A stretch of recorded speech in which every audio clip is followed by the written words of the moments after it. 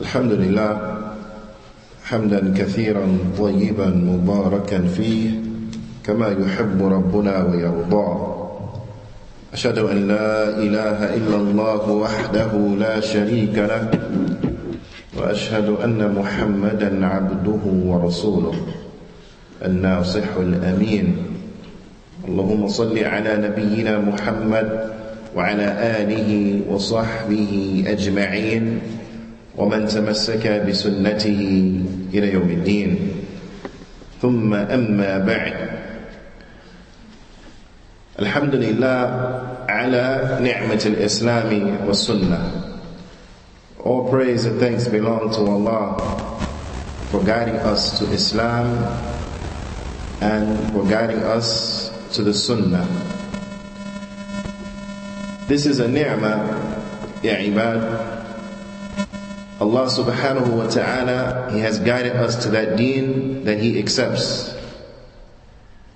Allah subhanahu wa ta'ala has guided us to that deen which is complete, which is perfect. This is a ni'mah upon us, bila shak wa bila rayb, that we have to thank Allah subhanahu wa ta'ala as relates to it. Bithnillahi ta'ala, as we mentioned in our last sitting, that this sitting will be an advice to the husbands, as we would like to look at bithnillahi ta'ala a characteristic from the characteristics of a good husband, a characteristic from the characteristics of a good husband.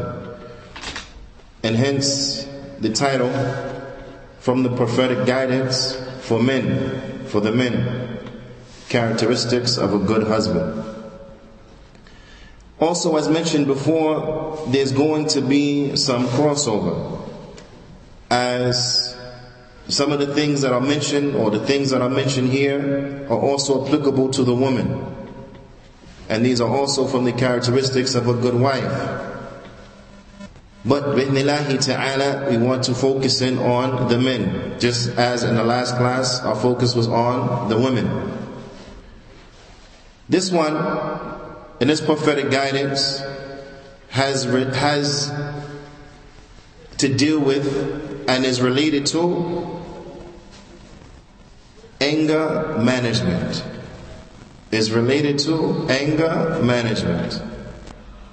Al-ghadab, ma yuqalu 'inda al-ghadab, that which is to be said when you get mad. And we touched upon this slightly yesterday, but bi'idhnillahi ta'ala, we want to get into some other issues as relates to it today. The Fadilat al-Shaykh الشيخ عبد الرزاق بن شيخ عبد المحسن البدر حفظهم الله تعالى, he mentions, he says, الغضب من الخصال الذميمة. He said that anger is from the dispraiseworthy characteristics. Anger is from the dispraiseworthy characteristics. And bi'ithnillahi ta'ala, we will come to know what is intended by anger, what he means by anger here. Now, he says, وَالْخِلَالِ مَشِينَةِ الَّتِي نهى عنها الإسلام, and it is from those deficiencies, those gross deficiencies in which Islam has prevented, it has forbidden. وحذر منها أشد التحذير, and it has warned against it with the most stern of warnings. وهو غيلان دم القلب وازدياد خفاقانها وازديان خفاقانه, and it is خفاقانه, and it is the increasement of the blood in the heart due to it increasing in its beating. The heart starts beating fast. The blood pressure, it rises. Naam, as they say. The blood pressure, it rises. وَيُشَاءُ عَنْ ذَلِكَ كَثِيرٌ مِنَ الْأَفْعَالِ الْمُحَرَّمَةِ, and there are many forbidden actions which will emanate and stem from this anger. كَالْقَتْلِ, like killing, murder, وَالضَّرْبِ, and hitting, striking, وَأَنْوَاعِ الظُّلْمِ وَعُدْوَانِ, and the various types of transgression, oppression, and enmity. Transgression, oppression, enmity, oppressing others. وَكَثِيرٌ مِنَ الْأَقْوَالِ الْمُحَرَّمَةِ, and also a lot of evil and forbidden statements stem from what? From anger. When an individual is angry. وروى البخاري في الصحيح عن أبي هريرة رضي الله تعالى عنه أن الرجل قال للنبي صلى الله عليه وسلم أوصني, قال صلى الله عليه وسلم لا تغضب, فردد مرارا, قال صلى الله عليه وسلم لا تغضب. Abu Hurairah narrates, as it comes inside of Sahih al-Bukhari, that a man came to the messenger, came to the Prophet sallallahu alaihi wasallam, and he said, give me advice, advise me. To which the Prophet sallallahu alaihi wasallam, he said, do not get angry. Do not get angry. The man repeated it. He repeated this advice over, meaning he repeated his request over, asking for advice. Each time the Prophet sallallahu alaihi wasallam, he answered with the same answer. Do not get angry. La taghdab. Do not get angry. فهذا الرجل, the Shaykh, he goes on and he says, فهذا الرجل قد طلب من النبي صلى الله عليه وسلم, and that this man, he sought from the Prophet صلى الله عليه وسلم and to give him advice. To give him advice, to give him a wasiyah, wajiza, to give him a concise advice, to give him a concise advice, jami'ah li khisal al-khayr, a concise advice that will gather together all of the characteristics of good. I want you to pay attention.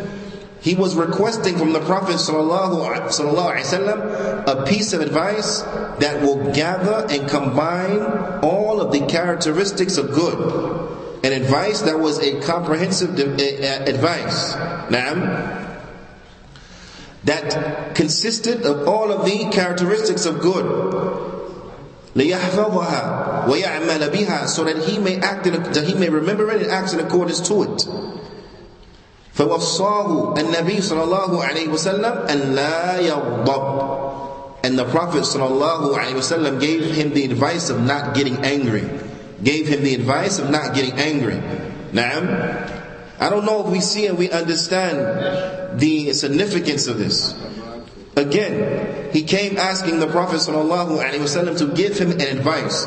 Not just any advice, but an advice that was comprehensive. An advice that collected a vast majority, a vast amount, a tremendous amount of good therein. An advice that combined all of the characteristics of good in that advice. And each time he asked for it, the Prophet ﷺ, he told him, don't get angry. Don't get angry. Naam. The Shaykh, he says,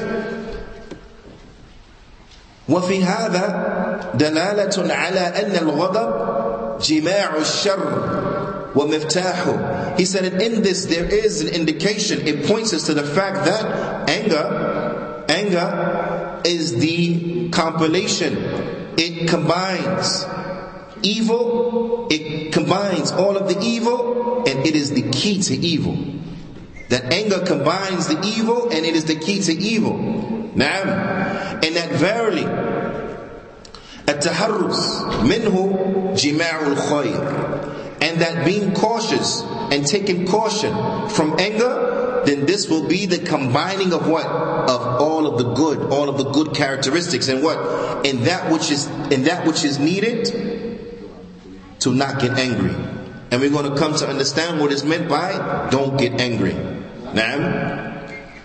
وفي مسند Imam Ahmad, inside of the Musnad of Imam Ahmad, من hadith, from the hadith of Zuhra عن حميد بن عبد الرحمن عن الرجل من أصحاب النبي صلى الله عليه وسلم ورضي الله تعالى عنهم قال قلت يا رسول الله أوصني, that a man from the companions of the Prophet ﷺ, he said, I said, O Messenger of Allah, give me advice. قال لا تغضب, he said, don't get angry. قال الرجل, the man, he said, ففكرت حين قال النبي صلى الله عليه وسلم ما قال. He said, so I thought about it, I contemplated. He contemplated on the answer. He said, I contemplated about that which the Prophet صلى الله عليه وسلم, he said, فإذا الغضب يجمع الشر كله. He said, and thus I've realized and came to the conclusion that what? That anger combines all evil. That anger combines what? All evil traits is combined where? In anger. That makes sense? That makes sense? That the anger, it combines all of the evil traits. وَعِيَاذُ بِاللَّهِ. The Salaf, they have some statements on anger. They have some statements on anger. Because before we get into anger management, right, for lack of a better term, we need to know something about the nature of that which we need to manage. And in particular, and why this is important to the husband. Bila shakku bila rayb. Likewise, it's important to the wife, right? But today we're talking to who? We're talking to the brothers. It is important that we understand the danger of what we need to control. The Shaykh, he mentions, وَقَدْ جَاءَ عَنِ السَّلَفِ رَحِمَهُمُ اللَّهِ, that it comes narrations upon the Salaf, may Allah have mercy upon them, نقول عديدة, various statements في تحذير من الغضب, various statements that warn against anger, وبيان نتائج, and explaining the ill repercussions, the evil repercussions and ramifications of anger, وعواقبه, and the bad results of anger, وعواقبه الوخيمة, and the repugnant and bad results of anger and what it leads to from evil. يقول جعفر بن محمد رحمه الله تعالى الغضب مفتاح كل شر. He said, Ja'far, he said that anger is the key to all evil. Anger is the key to all evil. I want you to reflect on that. There's certain traits of anger that we understand lead directly to evil things. For example, a person gets angry and he becomes verbally abusive, or she becomes verbally abusive, right? And what sparked that verbal abuse was what? Was anger. A person becomes angry and he or she oppresses. They start to oppress people because they're seeking for revenge. So they take things beyond the proper scope. Because what? Because they got angry. A person gets angry and he slaps and he hits and he strikes. Or she slaps and she hits and she strikes. But now we're talking to the men. Now, domestic violence, domestic abuse, abusing the women, which is haram, not allowed in the deen of al-Islam, is what? Stems from what? From anger. Does the man slap her around because he's pleased with her? No, because he's angry. It leads to him transgressing the bounds and oppressing her, going too far and hurting her because he's angry. That's evil. Domestic violence is evil. It's not permissible in Islam for you to beat your women. No, because disciplining them is not beating them. Disciplining them is not leaving bruises upon them. Disciplining them is not breaking their bones. Disciplining them is not blackening their eyes, busting their lips and breaking their nose. That's not discipline. That's beating, and that's haram. You understand? But this stems from where? From anger. Likewise, someone gets angry and then what they do, it leads to them making fornication. Someone gets angry, and it leads to them go and they say, oh, you treat me like that? Okay, then he go cheat on his wife. You treat me like that? Okay, she go cheat on her husband. Revenge. You heard of that before, right? Revenge, fornication. They have another term, but that's what it is. Revenge, fornication, stems from what? From anger. And so on and so forth. When you reflect, you realize that the anger is the key for evil. It opens up the door for evil. Opens up the door for evil. So it's something that we need to definitely be on guard with. وَقِيلَ لِعَبْدِ اللَّهِ بِن مُبَارَكٍ, and it was mentioned to Abdullah bin Mubarak rahimahullah ta'ala, اجمع لنا حسن الخلق في كلمة. He said, combine for us good character in one statement. Combine for us good character in one statement. That's a tall order, correct? That's a tall order. That's a tremendous request. Combine for us good character in one statement. It's a tremendous request, no doubt. However, for the person who's upon the Sunnah, the person who's clinging to the Sunnah of the Prophet ﷺ, the person who's knowledgeable about the Sunnah of the Prophet ﷺ, is it a heavy order? No. Not at all. Why? Because the Prophet ﷺ, he already explained it.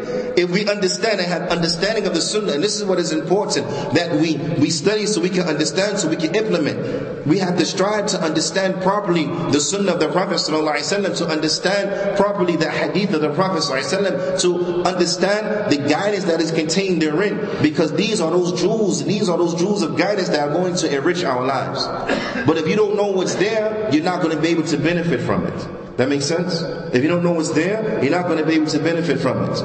Ma'am? So because of the knowledge of Abdullah ibn Mubarak, of the Sunnah of the Prophet ﷺ, it was very easy for him, because he already knew the hadith. When a man came and he asked the same request, give me advice, Awsini, give me advice, give me that advice that combines all of the good. And the Prophet ﷺ, he told him what?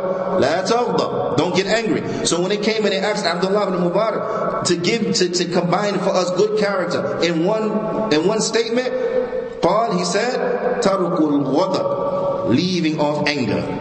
Leaving off anger. Na'am. And inshallah ta'ala, we're going to come to see what is meant and intended by don't get angry. وقال عمر بن عبد العزيز, and Umar bin Abdul Aziz rahimahullah ta'ala, he said, قَدْ أَفْلَحَ مَنْ عُصِمَ مِنَ الْهَوَى وَالْغَضَبِ وَالطَّمَعِ. He said that verily he is successful, the one who is safeguarded from desires, safeguarded from bid'ah, safeguarded from lowly desires, and safeguarded from anger, and safeguarded from having an insatiable appetite and craving for the dunya. The one is greedy, insatiable appetite, craving for dunya and things like that. He said if the one who is successful, then he is safeguarded from these three. And they are desires, anger, and an insatiable appetite for things. Now, then he is safeguarded. The shahid that we're looking at is what? Anger. Safeguarded from anger. وَكَانَ يُقَالُ, and he used to say, أَوَّلُ غَضَبْ. Listen to this. He used to say, أَوَّلُ غَضَبْ جُنُونَ وَآخِرُهُ نَدَمْ. He would say that the beginning of anger is insanity. The beginning of anger is insanity. Now just reflect on this. Just reflect on this. And a lot of times, unfortunately, a person may only realize when it's too late, when it's over. Then they may realize the insanity of the situation. A person gets angry, they start saying things, they start doing things, they start acting in such a way, and so on and so forth. You ever see someone so angry, you start acting, we got a jinn inside you? You think it's possessed. You think she's possessed. The way they acted, their face looked crazy, and they start saying crazy stuff, and doing crazy stuff, and moving crazy, and twitching it, and all this type of stuff. Like they're crazy, like they're possessed. That's the beginning of it. What's the end of it? وَآخِرُهُ is nadam. And the end result of it is regret. Because now, when you're regaining your sanity, you start feeling bad about what you said. You start feeling bad about what you did. You start feeling remorseful that you took whatever that vase, or you took your phone and you threw it against the wall, you broke it. Now you're feeling like, why did that? SubhanAllah, that was stupid. Right? A man divorced his wife because he's angry. Just to feel bad, wonder why I shouldn't have did that. SubhanAllah. The beginning of it is insanity, the end is regret. Yes. You understand? وَيُقَالُ, and it was said, عَدُوُّ الْعَقْلِ, it was said that the enemy of intelligence, is what? Al-ghadab, is anger. The enemy of intelligence is anger. Naam, because the anger, what does it do? It clouds the intelligence. And it's the reality, it clouds the intelligence. Even though, this is not to say that every time you get angry you become temporarily insane. That's not the case. Right? But it still clouds your intelligence. Even though a person be mad, and we may have, may Allah Ta'ala guide all of us, we may have heard people when they mad saying, no, I know exactly what I'm saying, and I mean what I'm saying, and I'm saying X, Y, and Z. Right? I know exactly what I'm doing, and X, Y, and Z. Just to later on feel remorseful, wishing they didn't do it. Even though at the moment they say, no, I know what I'm saying. Yo, I know who I'm talking to. And then they go on to disrespect somebody. But the reality of it, what? Is that anger is the enemy of the intellect. Aduwwul aql al-ghadab. Anger is the enemy of intelligence. ويقال أيضا, and also was said, كل عطب في الغضب. It said that every atab, every destruction is inside of anger. Every destruction is inside of anger. Now remember, this is advice to the husband. We're talking about this issue as relates to our marital lives.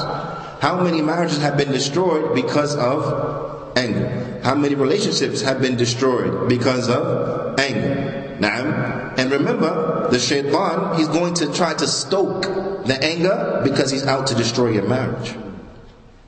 So we have to be on our guard, and we have to know those things by way in which the shaitan uses to try to destroy us and ruin our lives. We have to know that the tools that he's going to ruin our lives with, so we can be on guard as relates to them. You understand what I'm saying? It's like in self-defense, for example. When you have self-defense, you get taught how to defend yourself if someone comes at you with a stick. You defend yourself differently if someone comes with a stick than if they come with a fist. They come with a fist, you move in a certain way. They come with a stick, you move in a certain way. They come with a knife, you move in a certain way. Correct? But it's important to know what's the weapon that's being used right now, so you can properly defend yourself. So you can launch a proper defense. Likewise with the shaitan has many weapons that he uses against us. One of them is what? Is anger. So it's incumbent that we know the way of dealing properly with anger when he uses the weapon of anger against us. That makes sense? But yeah. They said that anger, kullu atab fil ghadab. Every destruction is in anger. Every destruction is in anger. وَلَمَّا كَانَ الْغَضَبْ بِهَذَا الْقَدْرِ من الخطورة كان متعينا على كل مسلم أن يحذر منه. He said, and since anger is this level of danger, then it becomes upon every Muslim to safeguard themselves and be on caution as relates to it. وَأَن يُجَاهِدَ. Now we get into what is meant by لا تغضب. وَيُجَاهِدَ نَفْسَهُ على بعد عنه, and that he strives, he makes jihad against himself to be away from what? To be away from anger. نعم. ليسلم من عواقبه ونتائجه, so that he may or she may be safe from the evil repercussions and the bad ramifications of anger. وقول النبي صلى الله عليه وسلم في الحديث متقدم, and the statement of the Prophet صلى الله عليه وسلم in the aforementioned hadith, لا تغضب, يتضمن أمرين عظيمين للسلامة من الغضب ونتائجه. and the hadith of the Prophet ﷺ, we said don't get angry, then there are two tremendous affairs inside of that particular hadith that will safeguard an individual from anger and from the bad repercussions and evil repercussions of anger. The first thing is that what? أحدهما, the first of them, الأمر بالفعل الأسباب وتمرين النفس على الحسن الخلق, is a command to take the means, and the reasons and causes, and also the training of the self upon good character. To take the means, the causes, and training of the self upon good character. I want you to understand, all of this enters into la taghdab, because in order to fulfill that, then you have to train yourself upon good character, good qualities, good characteristics. From those good characteristics is what? Al-hilm, being forbearant. You have to train yourself to become forbearant. What are some of the characteristics? I want you to understand, when you understand that all of the good is contained inside of this command, and implementing this command, is that when you look at that which is needed to be forbearant, then it needs that a person, yataghafal. Right? And this is needed for successful marriage. This is needed. That a person turns a blind eye. Meaning that what? They turn a blind eye to infringements upon their rights. When necessary, of course. Right? Because, as mentioned before, لَيْسَ لِكُلِّ قَوْلٍ جَوَابٍ, there's not for every statement an answer. وَجَوَابُ مَا تَقْرَهُ السُّكُوتُ, and the answer to many of things you don't like is just to be quiet. Act like, nah, she ain't say that. Right? You just, nope, she didn't say that. I didn't see that. Didn't see it. And then you don't dwell on it. Why? Because if you dwell on it, then it may be bad. Right? So from being forbearant, you have to overlook stuff. You have to overlook. And this is a good characteristic, an important characteristic for a successful marriage. Why? Because none of us is perfect. All of us, every single one of us, husbands, wives, every single one of us, we have characteristics that are undesirable. We have certain traits, certain habits that are undesirable, that somebody else don't like. And we have certain traits and certain characteristics that are desirable, that other people like. So, more specifically, as it relates to the husband and the wife, there are going to be certain things that the wife is not going to like about the husband. Certain things that he does, certain traits she doesn't like. Flip side is going to be certain traits, certain habits of hers that he doesn't like. Now, and these can be just personality type things. You know what I mean? Just personality little thing or whatever. That you don't necessarily like that part of a person's personality and so on and so forth. Okay? Everyone is like that. In order to live harmoniously, you have to what? You have to start to turn a blind eye to certain things. Because if you dwell on them, that's what the shaitan wants you to do, then that's going to lead to the divorce. But in any event, from being forbearant means that what? You have to be able to overlook things. Because forbearant means that what? You're overlooking things that are infringements upon you. You're having forbearance for harm that's done to what? To you. And that harm may be in a word. She may say something you don't like. She may say something you deem as disrespectful. It's probably disrespectful. Maybe disrespectful, right? Just like you're going to say things to her that's straight up disrespectful. But sometimes in being forbearant, that means what? I'm not going to respond to that. I'm not going to answer that. I'm not going to dignify that with an answer. I'm going to leave it. That's being forbearant. You have to train yourself about being forbearant in order for you what? Don't become angry. Likewise, of sabr, having patience. We have to train ourselves to be patient in order to what? La taghdab. A person that has no patience, the slightest provocation, he's mad. He had no patience. Right? So in order to fulfill and implement this hadith, we have to train ourselves upon what? Upon outstanding characteristics. وَاحْتِمَالِ الْأَذَى النَّاسِ الْقَوْلِ وَالْفِعْلِ. And we have to learn to be able to handle the abuse of the people, be it verbal or physical. We have to be able to learn to deal with the abuse of the people. All of this is needed in order to not become angry. وَإِذَا وُفِقَ الْعَبْدِ لِذَلِكَ. And if an abd is granted success in doing this, فَإِنَّهُ إِذَا وَرَدَ عَلَيْهِ الْوَارِدُ الْغَضَبِ احْتَمَلَهُ بِحُسْنِ الْخُلُقِ. So if a person is able and given a success, we used to say, if a person is given a success in doing this, then when those things that come about that may cause him to become angry or cause her to become angry, then they will be able to carry that, to handle that, to weigh that burden with what? With good character. With good character. They'll be able to react in the best of manners. Now, وَتَلَقَّاهُ بِحِلْمِهِ وَصَبْرِهِ, and they'll be able to meet it with forbearance and patience. With forbearance and with patience. وَمِنَ الْقَوَاعِدِ الْمُتَقَرِّرَةِ, and from those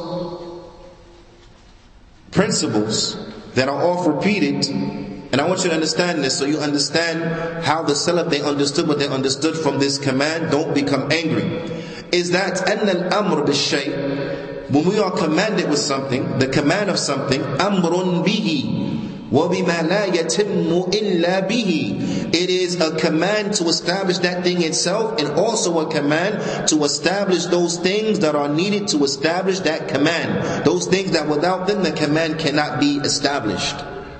You understand? So for example, when we are commanded to pray, then by default we are commanded to establish the prayer, but we also what enters into what we are commanded to do is to make wudu, because we can't pray without wudu. So we're also by default commanded with making wudu, right? We commanded with facing the qibla. We commanded with covering our awrah, so on and so forth, right? Commanded with praying in the right time, so on and so forth, because we need these things in order to fulfill and establish the commandment. That makes sense? You sure? Alright, and now I got a question. Here we go. Here goes a scenario.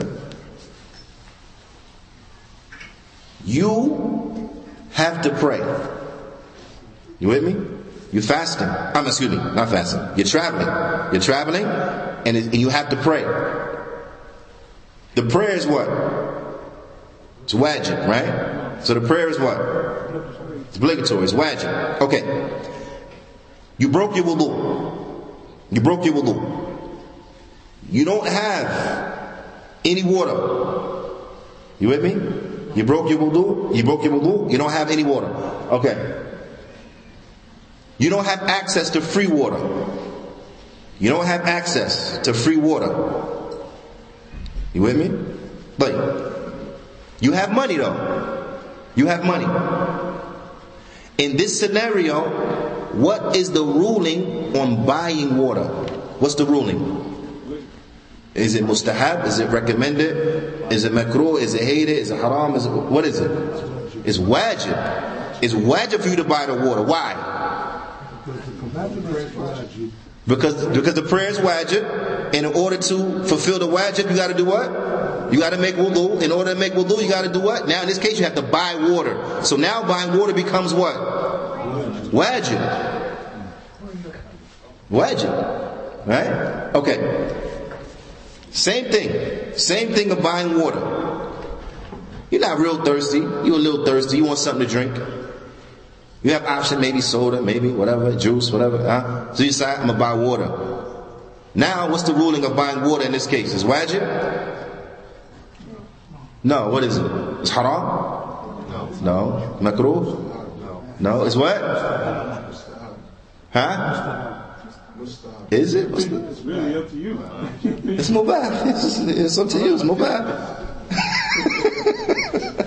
Yeah, it's mubah. Right? We're saying that it's all the same difference. Whether you buy water, whether you drink the water, you drink the soda, you drink the juice, it's not going to, nothing adverse, whatever. It's mubah. It's okay. So you see, the same thing could take a different ruling depending upon the situation. So if you have to do something, those things that are needed to carry out that command become what subsequently? What? Wajib. Okay, understanding the religion, what is it? It's wajib, mustahab, mubah. It's wajib. It's wajib to understand the religion. Correct? Okay, what is one of the main things you need to understand the religion is what? Knowledge. To have knowledge, but let's go back. One of the main things you need to seek knowledge is what? Arabic. Somebody say seek knowledge, right? Okay, we got to seek knowledge. All right, you go. Let's say you go overseas. You want to seek knowledge with ulama. The ulama, they speak in language? No. So then what you got to do? You got to learn how to communicate with them, right? Okay, the Qur'an is in English. What are you talking about? You know what I mean? Huh? No, it's what? It's in Arabic. Wait, so what you got to do? The hadith, the English, it's in Arabic. So you have to. So what do you need to get access? What are one of those important keys? Is what? It's Arabic. So now do you understand why Shaykh Islam Ibn Taymiyyah, he said that what? Learning Arabic is what? It's wajib. Why? Because we need it to fulfill what is obligatory. That makes sense? Yes. Okay. Fine. Also, on the flip side, وَالنَّهْيُ عَنِ الشَّيْء أَمْرٌ بِالضِّدِّ. And when we are forbidden from something, then by default it's a command with the opposite. That makes sense? When we're forbidden from something, then it's a command to establish its opposite. This is very important. So now when we look at it, when we look at the principle, or these two principles, right, and reflect back to this hadith, do we see how vast this hadith really is? 2 words, la taghdab, 2 words. But now when you look at what is needed to fulfill not becoming angry, that's a whole lot of stuff. And then now, don't become angry means we got to establish the opposite. That's what? A whole lot of stuff. Because what enters into establishing the opposite is what? And that's what we get into the next point. The next thing that the hadith points to is that what وأمره صلى الله عليه وسلم بعدم الغضب فيه أمر بعدم تنفيذ الغضب. That when the Prophet ﷺ commanded him not to become angry, then he this in actuality was a command to control your anger. Don't let your anger reach its max, its epitome. Yani control the anger. Don't let the anger take full effect. That's what it means. Nah, that's a better way of putting it. Don't let the anger take full effect. And Shaykh Uthaymeen, rahmatullah alayhi, he mentions in general, in summary, that the command of don't become angry is not telling you don't feel mad, as we're going to come to see inshallah ta'ala. It's not telling you don't feel anger, because anger is from those things that yani is from the natural disposition of human beings, right? You get angry and you can't control that. You understand? From the beauty of the deen of Al-Islam is that what is a deen that it agrees with the fitrah. It's a deen that agrees with the fitrah. Allah subhanahu wa ta'ala has not put upon us a burden that we can't bear. So it is not, don't feel any anger, because you got liars out there, right? You got liars out there from the other religions and things of this nature, mystics, spiritual, whatever, and they say, oh, I don't get mad, I don't feel anger. Yeah, right. You're a human being. You get mad. You're just a liar. You understand? Everybody get mad because we're humans. You understand what I'm saying? Islam don't call people to some type of fictitious fairy tale understanding, yani, and this is how you're supposed to be as a no. It agrees with yani, subhanallah, right?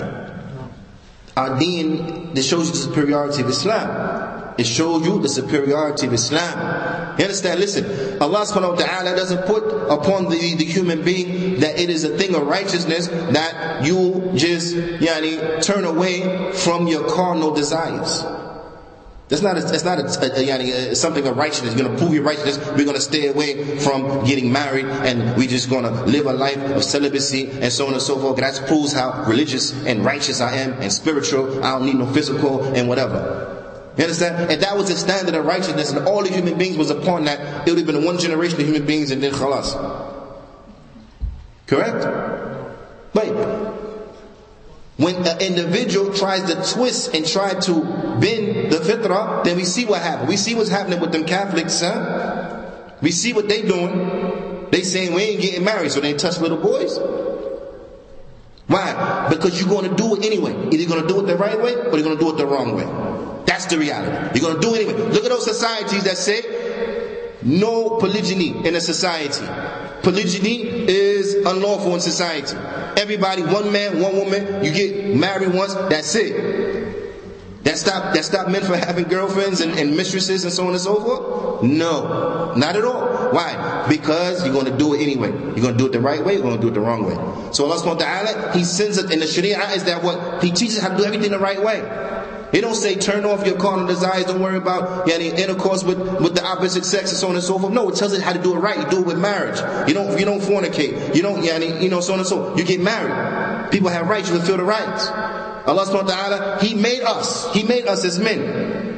Allah subhanahu wa ta'ala knows we have the ability to be with more than one woman. If you think about it from an anthropological standpoint, it's good for human beings in society and for the continuation of human beings. Gestation period for a woman is what? 9 months. Every man, you're going to wait 9 months. That baby might survive, might not survive, might go for a term, might not go for a term, so on and so forth. Even come out good. That's why it's 9 months and that's it.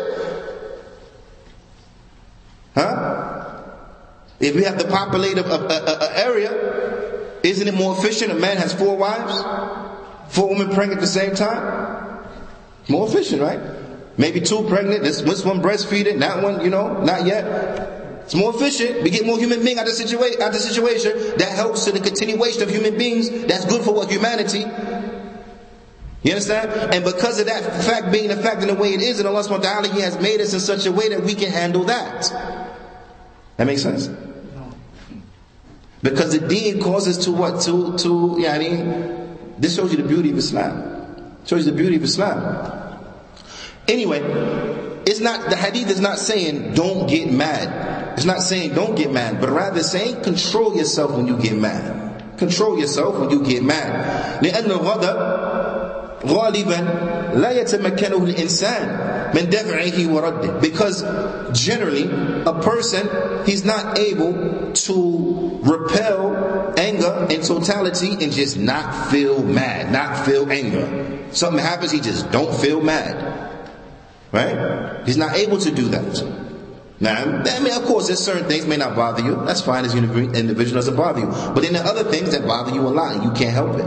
It bothers you. وَلَكِنْ يَتَمَكَّنَ مِنْ عَدَمِ تَنْفِيذِ. But rather, an individual, he has to control himself. He has to control himself to not let the anger go too far, to not let the anger reach its full epitome. He has to control himself. And how we come now? Anger management. We have to be able to control ourselves. Now, and from the proofs that we have not, that this command of la taghdab is not to be understood of don't feel anger. That's not what it means, but rather it means control yourself when you get mad. That's what it means. Control yourself when you get mad. Don't say things that are haram. Don't do things that are haram when you get mad. The proof that we are not commanded not to feel anger is that Allah subhanahu wa ta'ala, He says in the Qur'an, وَإِذَا مَا غَضِبُوا هُمْ يَغْفِرُونَ. And when they get mad, they forgive. Saying that what? They feel angry, they got mad. But then they did what? They forgave, they let it go. Right? The Prophet ﷺ, he said, لَيْسَ الشَّدِيدُ بِسُرْعَةٍ إِنَّمَا الشَّدِيدُ مَنْ يَمْلِكُ نَفْسَهُ عِنْدَ الْغَضَبِ. He said he's not the strong man, the one who can knock a man down, but the strong man is the man that controls himself when he gets angry. Meaning that what? In order to control anger means you feel anger. That makes sense? So we see from the prophetic Sunnah, we see from Allah's book that the believer is going to get angry. Is going to get angry. But we are commanded to control our anger. We are commanded to control our anger. And the controlling of the anger is of tremendous importance. From those things which will help us to control the anger, is one of the hadith we mentioned yesterday. It was a hadith we mentioned yesterday, when the 2 men were verbally abusing one another, right? And the Prophet ﷺ, he said, إِنِّي لَا أَعْلَمُ كَلِمَةً لَوْ قَالَهَا لَذَهَبَ عَنْهُ مَا يَجِبُ. He said that I know he said, verily I know a word that if he were to say it, then what he has found would leave. Meaning that anger, it will go away. I know a statement that if you say it, that anger will go away. What was that statement? Who remembers? Naam, a'udhu billahi minash shaitanir rajim. Naam, so from those things which is from anger management, is to besiege Allah subhanahu wa ta'ala. Make dua to Allah subhanahu wa ta'ala. Ask Allah subhanahu wa ta'ala to protect you from the shaitan. You get mad, you start feeling mad, seek refuge in Allah from the shaitan. Seek refuge in Allah from the shaitan. Because the shaitan is our enemy. And he wants what? He wants to use that weapon of anger against us to destroy us. Naam. In specific, as we're talking about right now, to destroy our marriage, to get us to divorce our wife. You understand what I'm saying? If he can't get us to divorce our wife straight up, then what he get? He get us to abuse her, verbally abuse her, mentally abuse her, physically abuse her, smack her around, throw her down. Why? Because eventually she gonna get tired of that, and then what? She gonna want out. So whether he destroy it this way, or he destroy it that way, or he destroy it from the other way, or the other way, don't matter to him, as long as it's destroyed. Whether you divorce her or she asks for a khula, don't matter, as long as it's destroyed. Because he's out to destroy your marriage. You understand? So we have to seek refuge in Allah subhanahu wa ta'ala from the shaitan. So when we get mad, we have to seek refuge in Allah from shaitan. Now, and that's in general, but that's particular to the marriage, yes. But in general, we get mad, seek refuge in Allah from shaitan. How many people have lost their job because they got mad and you said to your boss what you shouldn't have said? A few of us, huh? Maybe. Don't raise your hand. Keep it to yourself. But we know, shaitan mess stuff up. That's what he do. So from anger management is to seek refuge in Allah from the shaitan, from the whispers of the shaitan. Also from those things that are needed. And we're not mentioning everything, but just some of the things that are needed for anger management is that what? Is that we need to be quiet. Remember that? We need to be quiet. If we get mad, na'am, get quiet. The Prophet ﷺ, he said, إِذَا غَضِبَ أَحَدُكُمْ فَلْيَسْكُتْ. He said, if one of you get mad, be quiet. When one of you get mad, be quiet. Don't say nothing. You feeling that you angry? Don't say nothing. Be quiet. Now, it's very important. Also from those things that are needed, which is from the Sunnah of the Prophet ﷺ as relates to anger management, is that what? التباعد عن كل ما يستشيره, is to stay away from everything that will stoke the anger. Everything that'll get you mad, stay away from it. Right? Those things that anger you, stop. Don't dwell on them. Stop thinking about them. Stop letting them repeat over and over and over and over and over and over in your head. That's going to lead to you saying something, and that's going to lead to you doing something, and so on and so forth. Now, to stay away from those things that will cause you to be angry. And as for the husband interacting with his wife, don't do things that you know will anger your wife. And likewise for the woman, don't do things you know will anger your husband. We have to help each other in this. Now, but stay away from those causes, those things that will make you angry. Now, a tremendous thing that we have to do preemptively and during the time of is that we have to constantly beg Allah, constantly make dua unto Allah. Begging Allah, making dua unto Allah, that is our greatest weapon. That's the best thing we can do. That's the best thing we can do to manage our anger, is to beg Allah subhanahu wa ta'ala. The Prophet sallallahu alayhi wa sallam used to say, وَأَسْأَلُكَ كَلِمَةَ الْحَقِّ فِي الْغَضَبِ وَالرِّضَى. He used to say, and oh Allah, I ask you for that I say a true statement when I'm mad and when I'm pleased. I ask you that I say a true statement when I'm mad and when I'm pleased. Now, and that is tremendous. That is tremendous. That we ask Allah subhanahu wa ta'ala to make us of those who say a true statement, to say a statement that's within its proper scope, its proper way, and so on and so forth. To say a statement that's appropriate. Now, I don't want anyone to think, oh, that means I'm going to be brutally honest. They say, well, I ain't lying. But you know what you're saying is hurting the feelings. Right? So don't say it. Don't beat her down. Don't berate her. You say, well, I ain't saying that wasn't right. No, but that's not the point, is it? So the statement of haqq is a statement of justice, a statement that is appropriate. Everything put in the proper place, saying it at the proper time, in the proper tone, utilizing the proper words, so on and so forth. This is very important. We have to watch what we say. And from the best ways and means of checking what we say is by asking Allah subhanahu wa ta'ala to rectify our tongues and to make us of those who say the truth when they're mad and when they are pleased. Now, to say the truth when they are mad and when they are pleased. Also, from the Sunnah of the Prophet sallallahu alaihi wasallam, and again for time, we're summarizing that which was already summarized, right? And just mentioning certain key points, bi'idhnillahi ta'ala. But I want you to know and to understand there's a lot more out there. And this, bi'idhnillahi ta'ala, is just an encouragement for you to continue into your studies and to look more in more depth, in detail into these issues, to learn these hadith and these supplications and so on and so forth, and to further get understanding in this particular area, because this is needed. To be a good husband, you gotta watch your anger. You got to control your anger. You got to control your anger with your wives. You got to control your anger with your children. You got to control your anger. Period. To be a good human being, you got to control your anger. But from the Sunnah, and it's a hadith I'm pretty sure we all know. The Prophet ﷺ, he said, إِذَا غَضِبَ أَحَدُكُمْ وَهُوَ قَائِمٌ. If one of you gets mad and you standing up, what are you supposed to do? فَلْيَجْلِسْ. Sharif. We know it, right? Sit down. طيب فإن ذهب عنه الغضب وإلا فليضطجع. If you sit down and that's good, then alhamdulillah, the anger it go away, alhamdulillah, you good, you gotta do nothing else. If the anger didn't go away, then what you supposed to do? You're supposed to lay down. We all have heard this hadith before, right?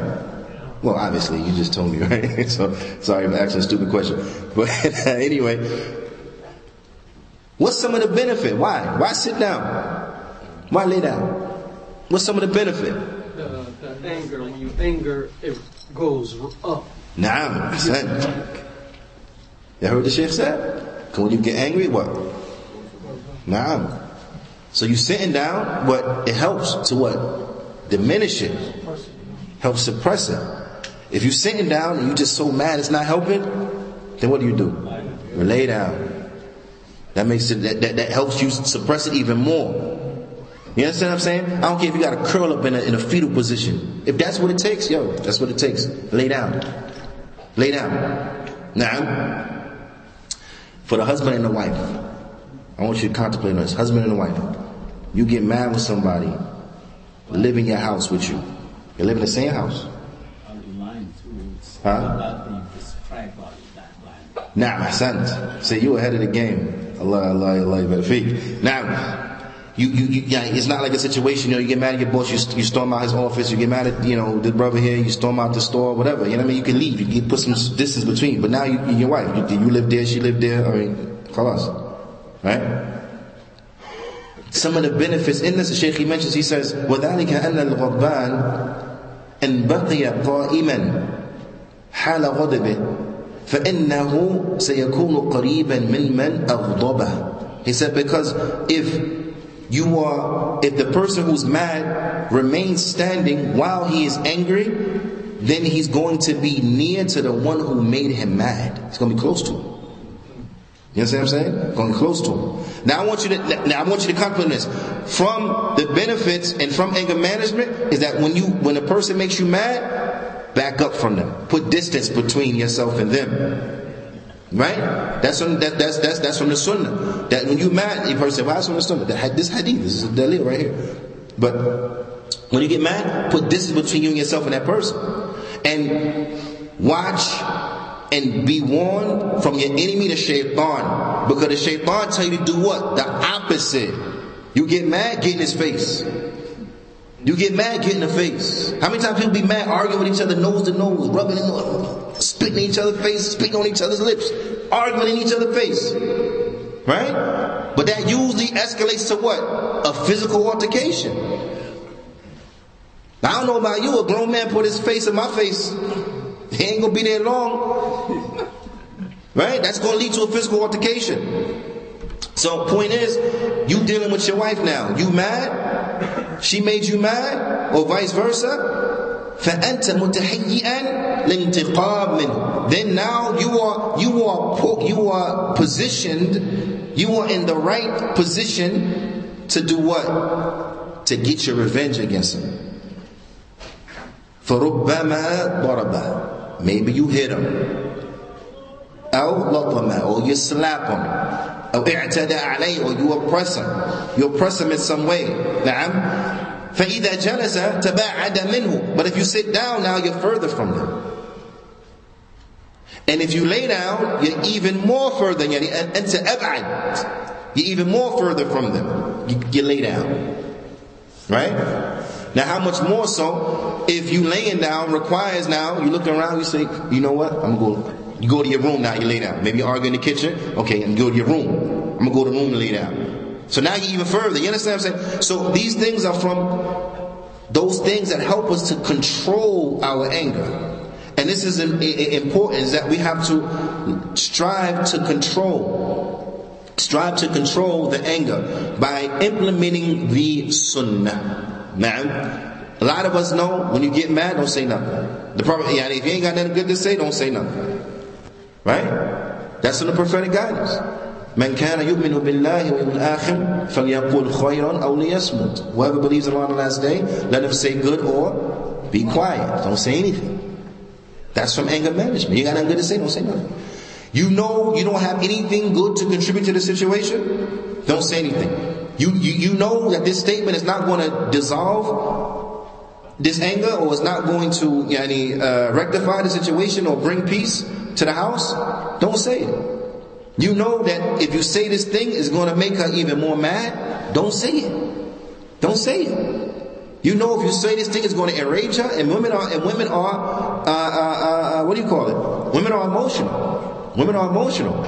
If you push her emotional buttons and know you're going to say something that's going to make her fly off the hinges, and you say it anyway, that's not smart at all, right? But likewise for the women, you know you push that man buttons, and you know if you push his buttons, he gonna blow up and act in a way. Why you pushing his buttons? You understand what I'm saying? It's like we push each other's buttons, and then we get mad when we succeed. It works. I only said that to make you mad. Then you go, why you so mad? You said something to make me mad. It worked. Now I'm mad. And then you're going to tell me, got the nerve to tell me don't get mad. Come on. Why are you pushing my buttons? So likewise, we don't like our buttons pushed, do we, brothers? No. And our wives know how to push our buttons, do they? They do. So likewise, don't push her buttons. Don't push her buttons. You don't like it when it happens to you, so don't do it to her. Okay? It is incumbent, it is a must, it is important that we learn to help one another upon good. If we're mad, that nothing good to say, don't say anything. But the point is that we have to apply these things, because we know this stuff, we know this guidance, but yet we still find ourselves at times doing and saying things we shouldn't be doing the same. Correct? Saying stuff we should not have said, but we say it anyway. Right? We know the guidance of the Prophet ﷺ about when we get mad, sit down, that don't work, lay down. We know this. But when's the last time you got mad and sat down and then laid down? You understand? And then we wonder why so much tension in the house. Why so much tension? Why so much always arguing? This and that and this. Because we're not applying the medicine. We're not applying the Sunnah of the Prophet ﷺ to our lives. We're not applying the Qur'an to our lives. So how can our lives be rich if we're not applying that which brings richness and wealth to the life? How is our life going to be enriched? It's not. All the chaos, that which will remove chaos and put peace and tranquility and order inside a person's life, we're not applying it, so how are we expecting peace and tranquility, peace of mind, and so on, and mental stability? How are we expecting that if we're not applying the guidance of the Qur'an and the Sunnah? You understand what I'm saying? This is important for all of us. These are things that we need in our daily lives, right? You don't know how many people they come and they say, listen, we need more classes dealing with stuff that help us in our daily life. We're going through some things, emotionally, mentally, so on and so on. We need things help us in our daily lives. That's jayyid. I mean, we all need that. Huh? From the Sunnah of the Prophet ﷺ, that's for what? That's what the khutbah is for. You address the community with what they need. That's from the purpose of the khutbah. You teach the people what they need. That which is particular to them, what they need. That makes sense to you? When you address your community, you're supposed to talk to them and what they need, what benefits them, issues they're going through, stuff they need to hear. Imam Muqbil rahimahullah ta'ala, he says, and from the hadith that point this out, he said is that when the Prophet ﷺ was giving a khutbah and the man came in and he just sat down, the Prophet ﷺ stopped what he was talking about stopped what he was talking about and asked that man, did you pray 2 rak'at? Did you pray? He said no. He said, then stand and pray 2 light rak'at. He totally stopped the topic, and he addressed the immediate need, because that was needed in the time, which is an indication that you address the people with that which they need. You understand what I'm saying? So the point is that we should be hearing week in and week out that which we need. We hear reminders, like we'll be going over this weekend about good character and so on and so forth, reminding us of that which we need daily in our daily lives. Now the challenge is what? Implementing it. We have to implement it. Because if we don't implement it, then what's the use of saying, brother, we need stuff to help in our day-to-day life? Okay, if you don't implement it, then what? It's like you say, I need a car. Okay, babe, somebody give you a car, give you the keys, so on and so forth. But then you don't drive it. I still need a car. Well, you have a car, just get in and drive it. What do you keep asking for a car for? Then you get a car? Right? So we asking for guidance, but then we don't seek it. We don't implement the guidance that we have.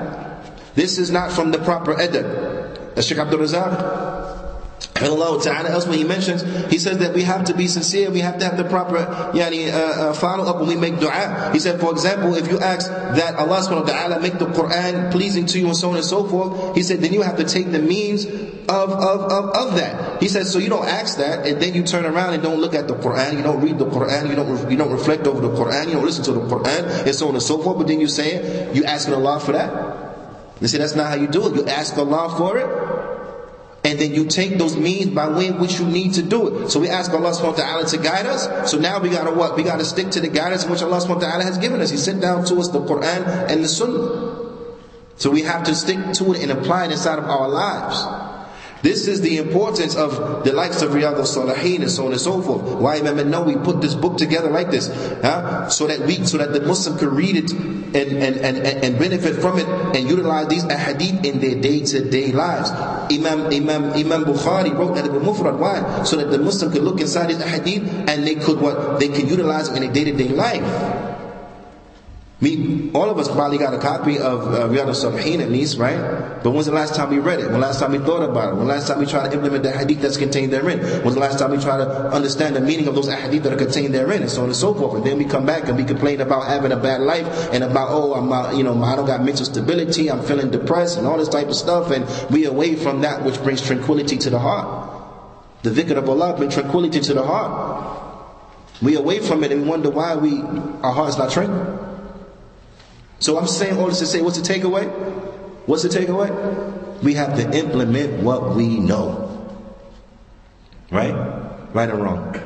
We have to implement what we know. That is the takeaway.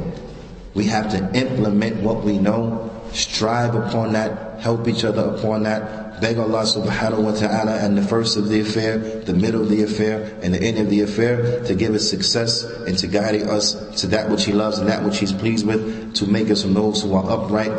And with that, we ask Allah subhanahu wa ta'ala an yuwaffiqni wa iyyakum lima yuhibbuhu wa yarda. We ask Allah subhanahu wa ta'ala to give me and you the success in doing that which He loves and that which He's pleased with. وَأَنْ يَجْعَلْنَا مِمَّنْ إِذَا أُعْتِيَ شَكَرٍ. And to make us of those who, that when they are given, they are thankful. وَإِذَا ابْتُلِيَ صَبَرٍ. And when they are tested, they are patient. وَإِذَا أَذْنَبَ اسْتَغْفَرَ. And when they make sin, they ask for forgiveness. لِأَنَّ هَؤُلَاءِ ثَلَاث عَوَانُ السَّعَادَةِ. Because these three are signs of happiness. It's how you be happy. Now, by implementing and being upon those characteristics. And we ask Allah Ta'ala and يَجْعَلْنَا مُبَارَكًا حَيْثُ مَا كُنَّا, to make us a blessing wherever we may be, beneficial to ourselves and beneficial to others. وَأَنْ يَجْعَلْنَا مِنَ الَّذِينَ يَسْتَمِعُونَ قَوْلًا فَيَتَّبِعُونَ أَحْسَنًا, and to make us of those who, when they hear a statement, they follow the best of it. جَزَاكُمُ اللَّهُ خَيْرًا for all of the hospitality, the warm reception from all of the brothers. May Allah Ta'ala reward all of those who are responsible for putting this program together, all those who have helped and aided and assisted, all those who have came out and participated. May Allah subhanahu wa ta'ala reward the administration of the Masjid and our beloved brother Abu Yusuf Khalifa for having good thoughts about us and asking us and being very kind and generous to us by asking us to come and to be able to help and to participate. May Allah Ta'ala reward each and every one of you and all of your families and all those who may hear this.